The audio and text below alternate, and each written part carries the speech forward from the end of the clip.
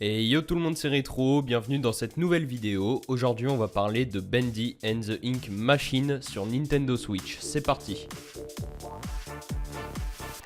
Développé par The Meatly Games et initialement sorti le 10 février 2017 sur Steam, Bendy and the Ink Machine s'offrira bientôt l'eShop de Nintendo pour une version Switch. Ce jeu d'horreur dans un univers de vieux dessins animés des années 30 nous plonge dans l'histoire d'un homme voulant combattre ses démons dans un vieux studio de création de dessins animés. A l'époque, sur PC, le jeu se décomposait en 3 chapitres, le premier étant gratuit et les 2 autres étant payants au prix de 5,99€ l'unité. Maintenant, reste à savoir si Nintendo adoptera le même modèle économique avec sa Switch concernant ce jeu, étant donné que des chapitres supplémentaires devraient voir le jour. Cependant, je préfère ne pas me prononcer trop vite concernant un probable chapitre 4, car rien n'a encore été confirmé. Aucune date de sortie précise n'est encore connue concernant la version Switch, on espère cependant que le jeu sortira courant février comme son prédécesseur, la version PC. Bref, tout ça pour dire que Bendy and the Ink Machine est un jeu à ne pas manquer.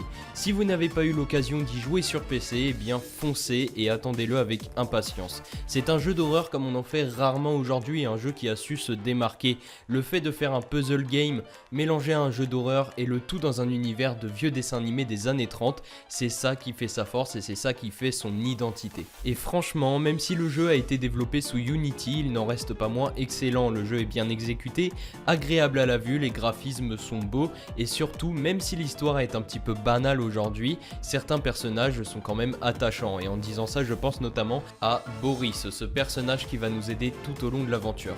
Enfin bref, tout ça pour dire que le jeu est vraiment excellent et qu'il ne faut pas passer à côté.